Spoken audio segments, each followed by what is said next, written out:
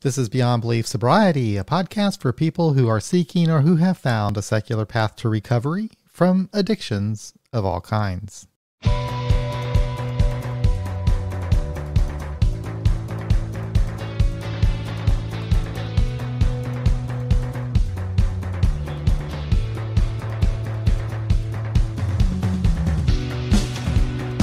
Well, hello, and thank you for spending some of your time to listen to our podcast. I hope this is a good experience for you and that it adds a little something extra to your stockpile of recovery capital.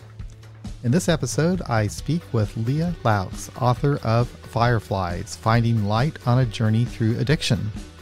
I enjoyed reading this book and I had a lot of fun speaking with Lea. In the book, she describes her own journey of recovery that started with her first Al-Anon meeting in October of 2019. Now, I begin the conversation by pointing out the first rule of podcasting, which I said was to always ask your guest how they pronounce their name. Actually, that's rule number 2. Rule number 1 is to always press record. Anyway, there's a lot of good content to be found in our conversation. But before we get started, I'd like to thank our sponsor, SoberLink. If you're seeking a tangible way to maintain accountability and prove sobriety to loved ones, you have to try SoberLink. If you haven't heard of SoberLink, they've created a remote alcohol monitoring system that revolutionizes the way people document sobriety. The system includes a breathalyzer and uses artificial intelligence to display your test results in a calendar format, helping you analyze your habits and prove to yourself and others that you are, in fact, not drinking. It even has real-time results, facial recognition, and tamper detection, so no one will question the validity of your results. SoberLink and I have created a guide called 5 Tools and Strategies for Those on a Secular Path to Recovery that you can find at soberlink.com/BBS.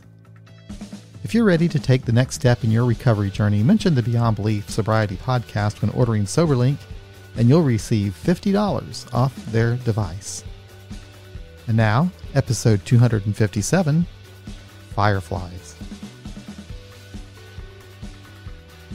Today I have a guest I'm really looking forward to speaking with. She wrote a really nice, wonderful, inspiring book. Her name is Laura, and I should have asked you how to pronounce your name, Laura. Oh, yep. Not Laura, even Lee. Oh, I thought you were fine. Lea Lauks. Lea Lauks. Lea Lauks. Vowel and cow. Yep. Lea Lauks. Okay. The first rule in podcasting: always ask the guest how you pronounce their name. Well, ironically enough, I'm a speech therapist, so I do this all day long. Anyway, it's nice to have you here. She is the author of Fireflies, Finding Light on a Journey Through Addiction, where she writes about the experience she had in her own recovery dealing with her husband's addiction to alcohol. And, when I was reading your book, there was and I'd like for you to kind of go through your story through the book, but the thing about your book that kind of grabbed me was, I can't remember, it was later on in the book, I was kind of getting to know you as you were describing your situation with your husband. And I had this idea that, man, she is so put together. She's so smart. She's got it all together. And then you wrote about how you really didn't, how you really needed help. And that was just, and it was interesting to me because as you went into that, I guess the codependent, not being able to say no is a big deal for me. I was relating to that a lot. And so then you kind of grabbed me and held me from there forward as we went through the story. And it was just a wonderful experience for me to read that. So thank you for writing the book and being here. Yeah, I'm so excited, and I really appreciate your insights because I think that, my demographic, I'm a working mother in my 30s, and I think that maybe not codependency per se, but I think a lot of working parents can relate to the thought of, of taking care of everyone in your life or not saying no, and maybe that people even outside of our wonderful sobriety community can relate to some of the themes in the book that a lot of the times, we do so much and then we focus on other things and maybe not focus on putting ourselves first in a way. And I think, coming through this recovery process and learning how to, live one day at a time and put myself first, and even learn and apply self-care, where if I hadn't gone through this whole recovery process, that I wouldn't really know a lot of the principles. So I'm actually really grateful of coming along in the program and my journey. Through the darkness, there's always some light, and there's hope, and there's lessons, and I hope that the readers can relate to some of those themes. You mentioned early in the book, you started going to Al-Anon, if I remember right, it was like October 2019. And Yes. you had reached a point where your husband's drinking was like he was living a double life, that there were lies because he was hiding his drinking. And I guess, how would you describe your state of mind at that moment when you kind of realized, I mean, was this like a sudden realization that you had that, wow, I don't know him, or I don't understand, he's living a double life? Was that like an immediate thing, or was that over time? And can you just kind of describe how that felt and what propelled you to that first meeting?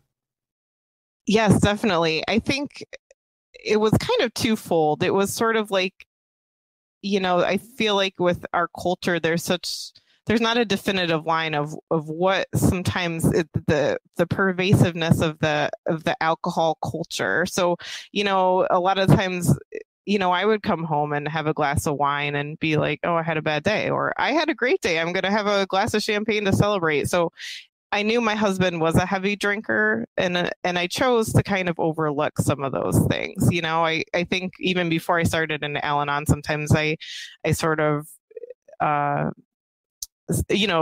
disconnected with love, sort of in a way. But then I did come to a hard realization that my husband, was an alcoholic when he did have a medical emergency. And ironically enough, because I worked at a hospital, I took him to the hospital I worked. I thought he was having a stroke. He's, was 40 years old. He was hemorrhaging blood, nosebleed, intense hiccups. He was walking like he had a paralysis. I'm a speech therapist. I noticed he was having trouble with word finding. I thought he was having like a TIA or something. I was terrified. And he was diagnosed with early liver failure at that point. So, I mean, at that point, I couldn't overlook it anymore. At that point, it was a life or death situation. And so, I kind of, everyone comes to their realization in their own way. But at that point, my husband was coming to terms with that. And he voluntarily admitted to rehab. And that was the point where I had a lot of feelings of anger and betrayal. Not so much, I mean, obviously I was mad at first before I understood addiction. I thought it was intentional, and I thought he was surrounding himself with secrecy in a way to deceive me. And you can see in the book my thought process of learning more about addiction and going to Al-Anon and therapy and reading and listening to podcasts of like, it wasn't something that he was intentionally doing to hurt me. His disease hurt him, and the disease hurt us both. So I wanted to, to say that in a way, like, I forgive you. I'm not mad at you. I'm mad at this disease. I hate this disease. And I want to join forces with you and be honest with you so we can deal with this problem together, but on our own path. I'm going to be in Al-Anon and do my program, and you choose to do your program. So I hope in the book it did convey that way, where at first, before I understood the disease process, that I was angry and I was mad at him. But then when I came around in my knowledge base, then I realized it was a disease. And that's kind of why I'm so proud of you doing these podcasts to tell people it is a disease. And I don't, I don't hate my alcoholic. No, right. No, I love him. I hate the disease. Right. No, and that did come through in the book. I mean, I could definitely see a progression where you were at that point where, that you felt like that he was hiding something from you, and that there was anger there about it. But later on in the book, you were really focusing on yourself. Another thing about the book, and I don't want to jump ahead too far, but I like that you stress that, it's not easy. It's not like, everything becomes wonderful again. There's ups and downs. And, you wrote about when he came back from treatment, and it wasn't just all a bed of roses, it was, it's a lot of hard work. But the bottom line is that work is worth it. I mean, there's always some risk associated with, anything, and recovery has its risk, but so does not being in recovery. But not being in recovery doesn't really have the rewards that being in recovery has.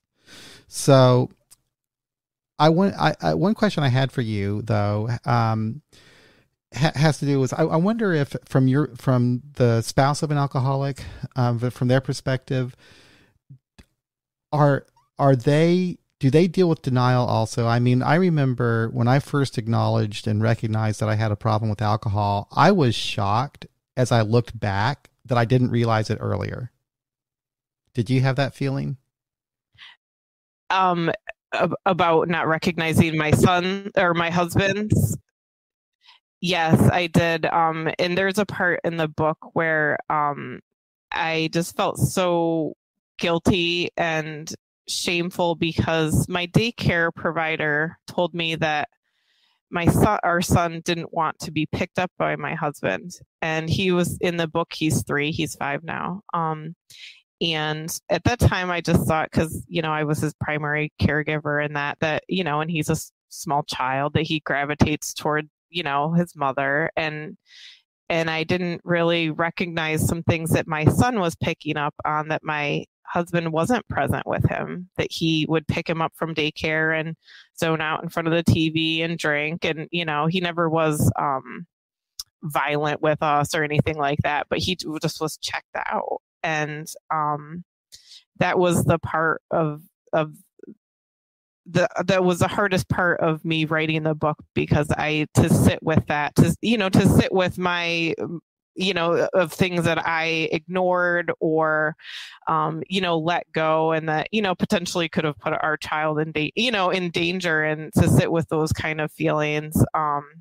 But, and sometimes you don't know, because, he was hiding things from me. So, it's like we had I tried to write it from the perspective of we both had some guilt in this situation, if that makes sense, and, this is a program where you do have to sit in some very uncomfortable feelings.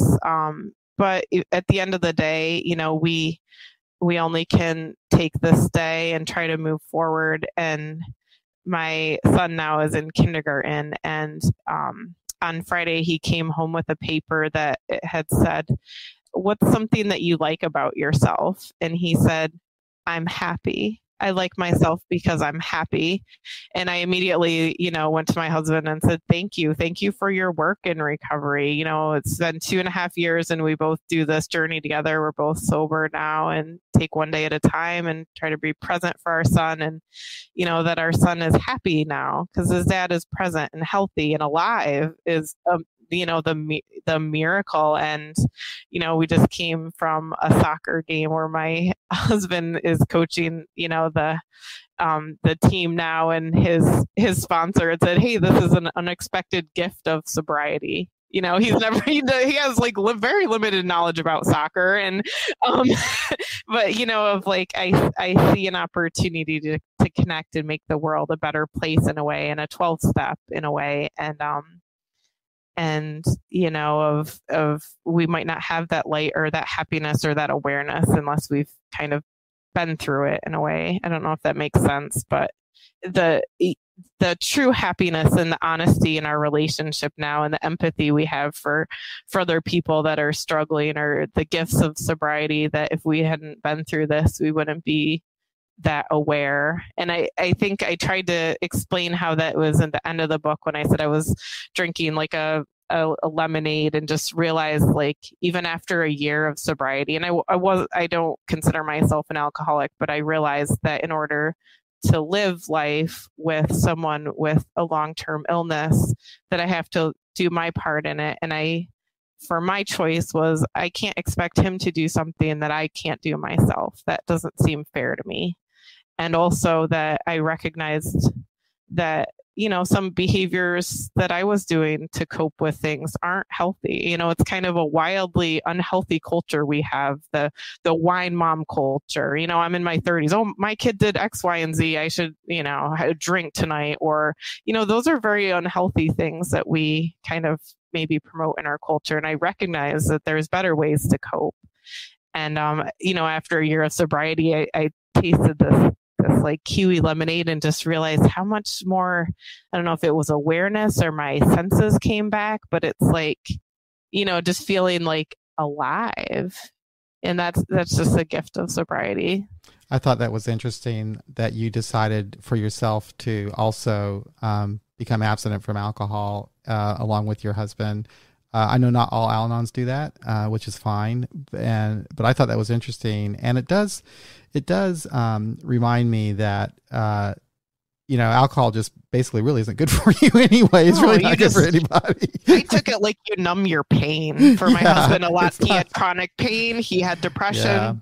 You're just kind of like for him, it was like numbing, and then I just recognized, like, in a way that, and people that aren't, alcoholics or addicts, like, don't we all in a way numb our pain through like online shopping or, other things that maybe are not considered healthy? And I think maybe for people that are outside of our immediate community, maybe can relate to that and maybe have a little bit more empathy for people that are struggling, that we all have pain, and we all do some unhealthy things to try to deal with that pain. And I thought, in order to support my husband and my journey and owning my side of the street, to learn coping strategies and live life to, just be more aware and try to, and writing for me was so therapeutic. And that's where the book came from. A way to kind of, to cope and to be healthy, I guess. Yeah. So could you describe for me what your first meeting was like, how you felt? Yeah, my first Al-Anon meeting. Wow.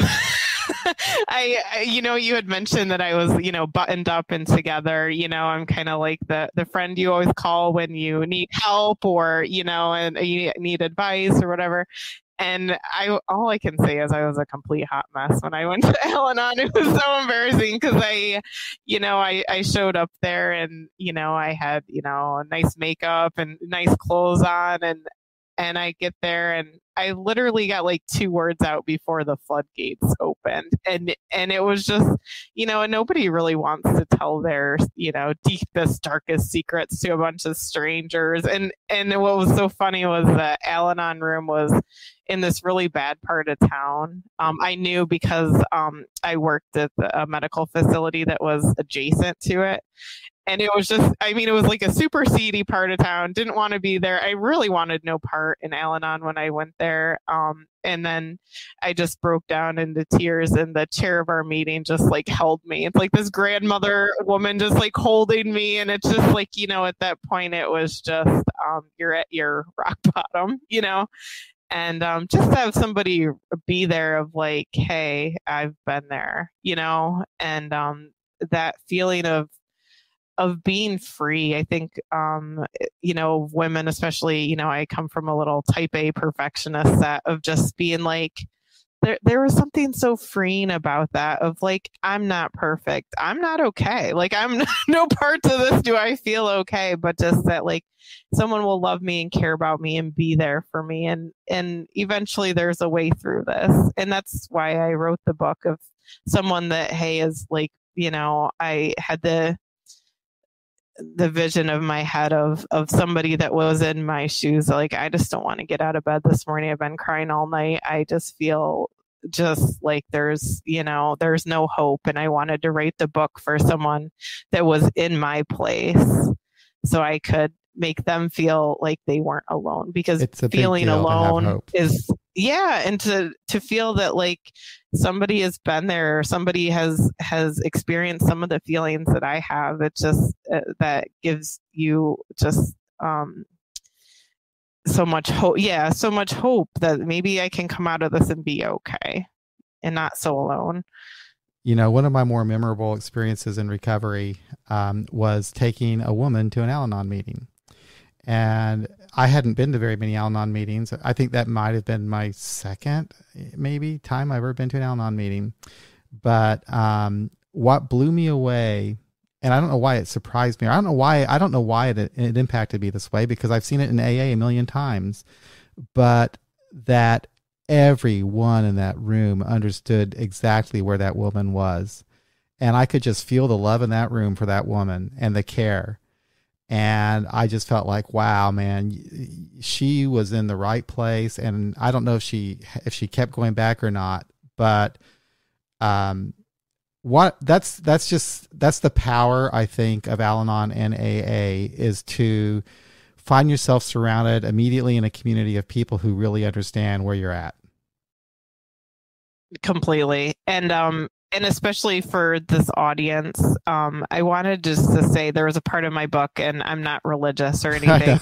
You wrote about that a couple times, actually. But you can see in my book where my parents were like, "Hey, you should go to church. You should talk to a priest." And I'm like, the priest is like the last person that's going to help me with my alcoholic husband. Like I just, but the people in Al-Anon understood. And I kind of wanted to say too, of like, to come on this program of to say like, from a spouse's perspective, it's, when we're in Al-Anon, we're not, talking negatively about our alcoholic. We're trying to recover and take the wreckage off of ourselves from the disease that hurt us both. Like, we're on the same team here. It's like, we have like a common enemy in the disease of alcoholism and addiction. And I just wanted, to come on the podcast and say, even if first, things don't, in my case, things did work out and there was a happy ending, but even if it doesn't necessarily work out, marriage wise or, whatever maybe in your own life, that there's hope, there's light, that, that we can put one foot in front of the other and hopefully get some positive lesson from this. I'm glad that you mentioned that there was a happy ending, because I didn't want to have a spoiler to your book. But the thing was, I was like on the edge of my seat as I was reading that, because I was like, please work out. I don't want to cry at the end of this book. and exactly. And that's why I kind of wrote it too. And because when I was going through it too, I remember I went to an individual therapist that eventually I wanted to, do marriage. My husband and I did marriage counseling, and the therapist was like, when you tell somebody like all these deep, dark secrets, you just think they're just going to be completely horrified and be like, oh my gosh. But she wasn't fazed at all, which was shocking to me, because I was like, really? Because this sounds like rock bottom. But but she was like, I had a couple that had pretty much the same experience, and their marriage was better from it. I'm like, really? I don't see how, at that point, before I really knew about the disease, I'm like, really? Because I hate him right now. But but then, when you kind of go through the process, you can kind of, at least, in my case, you can kind of understand, and I think that I wrote the book because the books that I read were either written from the perspective of the alcoholic or addict, which it's very commendable, or a parent, but there wasn't a book that was written from a loving spouse's perspective of, and I wanted it to come across of like, I see you, I love you, I want you to come out of this, but but I have to focus on myself and telling my side of the street. And I thought maybe in a way that would help people that, have a loved one with addiction, but also maybe the person has the addiction also, to see what we're, that what we're trying to do, and maybe see that perspective of I'm not blaming you, I don't hate you, I'm just trying to tell the story of how I feel, how I'm trying to work through this. I think it would help. I think it would help a lot to understand that. I mean, it helped me it helped me even after so many years of being sober to read the side of the spouse and how the disease impacts the family. And I mean, I swear to God, I think there's almost every family has this somewhere.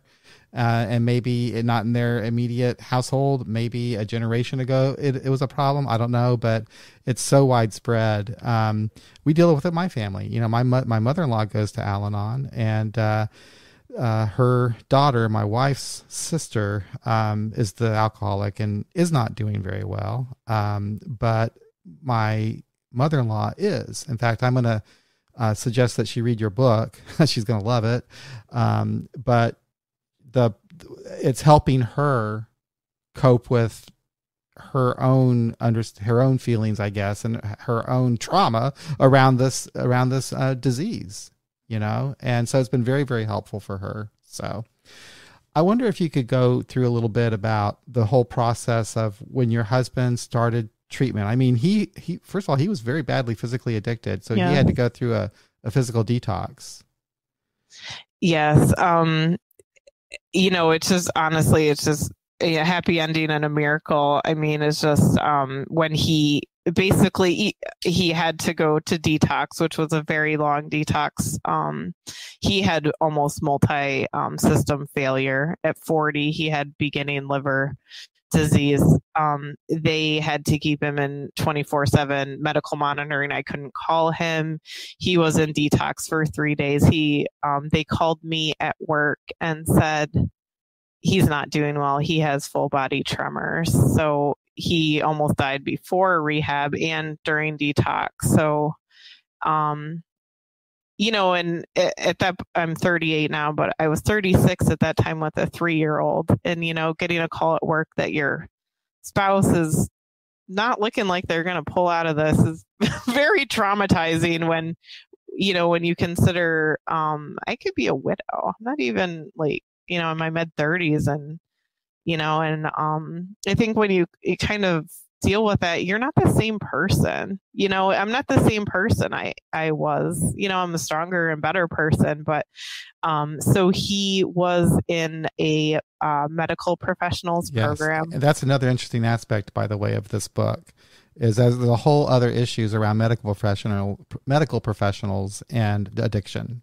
Yeah, and I wanted to say that too, of, you know, I wanted to write the book to address the stigma of, and I think I wanted to publish it at a time where, you know, we are going through the pandemic, and you know, I think unfortunately with people being homebound and, you know, our medical professionals being pretty stressed out with the care, that unfortunately I think this is compounding a lot of the, you know, the exponential growth in addiction. And I wanted to dispel some of that stigma that it can happen to anyone. And, you know, it doesn't have to, you know, I wanted to write it from my perspective of, you know, my husband's not, you know, homeless, or, you know, you kind of think when, you know, drunk, you know, it's like, well, not everybody is living under a bridge that has a problem with alcoholism. There's a lot of people that are high functioning people. And in the program that he went to, they had medical professionals. They had a program for first responders. So you can understand the stressors of being a police officer, a firefighter, an EMT. They had a special program for that. They had a special program for executives. You can understand the rigors of being a CEO of a company or a celebrity or certain sectors of entertainment. You can understand. They had a special program for people that are geriatrics, older people that maybe have chronic pain that they're, you know, trying to, you know, use substances or opioids to deal with, you know, pain. I wanted to kind of highlight that, you know, that it could happen to anyone, and to dispel some of that stigma. And my husband was in an exceptional program, and I really give a lot of kudos to the therapists there, because we had marriage counseling, and the therapists really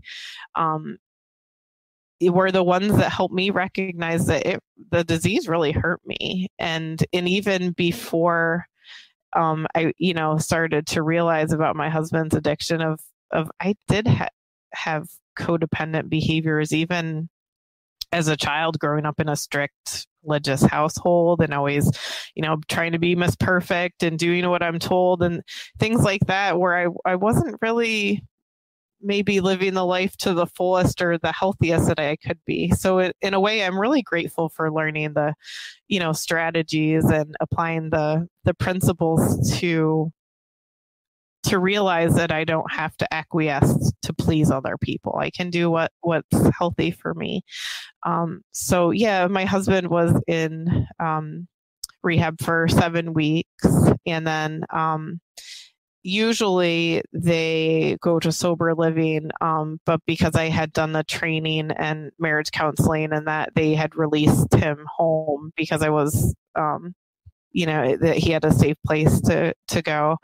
And he was also fortunate he wasn't in a position like a lot of doctors are where his license was on the line, so he didn't have to go through any kind of special monitoring or anything afterwards. No, like yeah. a lot of doctors do. And yeah.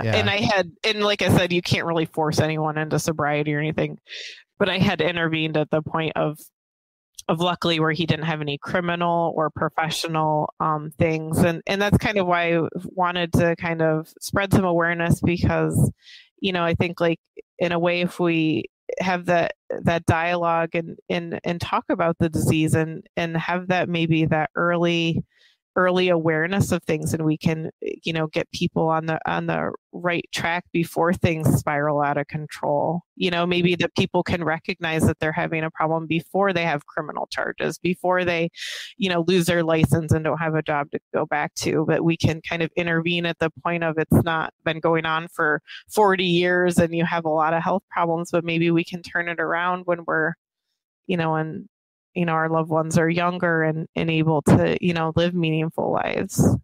So what was it like after he came home from treatment? Like I said, when you wrote about it, it wasn't entirely a bed of roses. It was good. I was happy that he was alive. Did I want to wring his neck? Yes. But yeah, I think too, where, I had been keeping the home fires burning for 7 weeks and realized I could manage the finances. I could run the household, and, and I am glad you are alive. But if you think you're going to come back here and do the same thing, but you got another thing coming. And also that I wanted him to be a good influence for our son. He's 3. I don't want him to put him in harm. I know it wasn't intentional, but I don't want our son to be harmed. And also,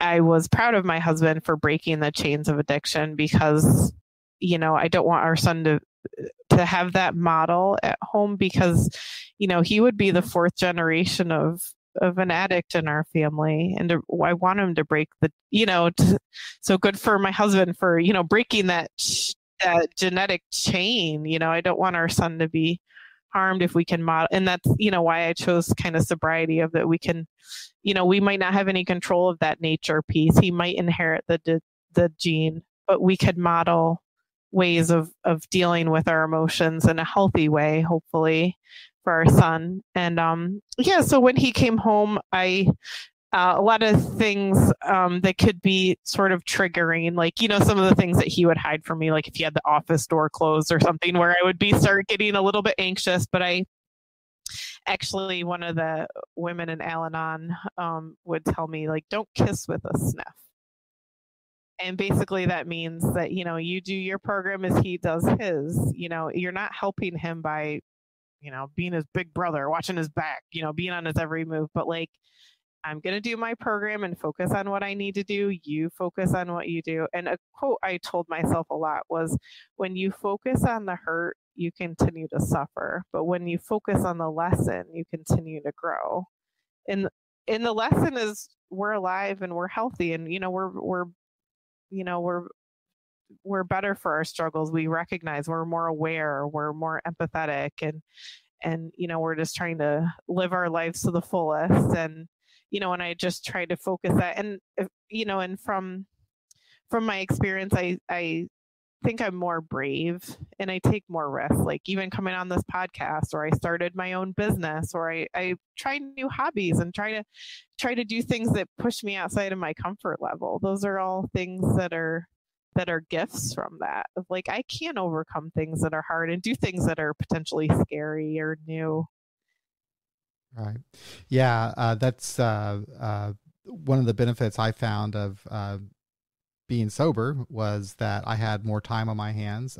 It's amazing how much time drinking takes up, and then finding good positive uses for that. And so for me now, it's been a long time, but this podcast is kind of like a creative interest of mine that I like to do as part of my recovery, and it's something that I like to I do to fill my time. And ever since I've been sober, there's always been something like this that I was passionate about, that I would get involved with, and it's just allows me to enjoy my sobriety and enjoy my life. The two are kind of intertwined. But yeah, I thought your book was really well written. It was a great experience reading through it. It was a very hopeful book.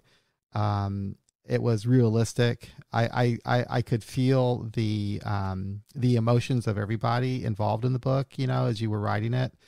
And felt connected to you and everyone. It was just really an amazing experience reading that.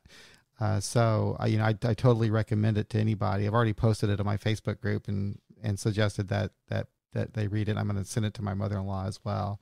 So, because there aren't a lot of books out there that just kind of give you a really honest, emotional, realistic, experience that really turns out well for now anyway. Yeah, so one day at a time. Yeah. So thank you so much for writing that book. Yeah, I really appreciate it. And like I said, it's kind of like, you can't keep what you don't give away, and I really commend you for doing the podcast, or I did the book. It's like, if that's how we support each other in our community. I wrote the book in a way to give back to the people that helped me in Al-Anon, of like, maybe we can help maybe a wider audience can be helped in a way. And also I wanted it to kind of be maybe written from a perspective of potentially mainstream, that other people outside of our community maybe can be more empathetic to people that are struggling, or people that are, have a loved one, because it's really unfortunate how, it is a disease. But if I said, well, my son has cancer, everyone would bring a dish to pass and oh, poor you. But if I said my son has, an addiction, or my son's in rehab, or that there's such a stigma and such shame, and I just don't want it to be that way. I want us to be able to talk about it, because and bring that's how we bring it out into the light of community, by talking about our problems and strengthening one another. No, I agree totally. So anyway, thank you very much again for writing the book and for appearing on the podcast. So we'll be posting this.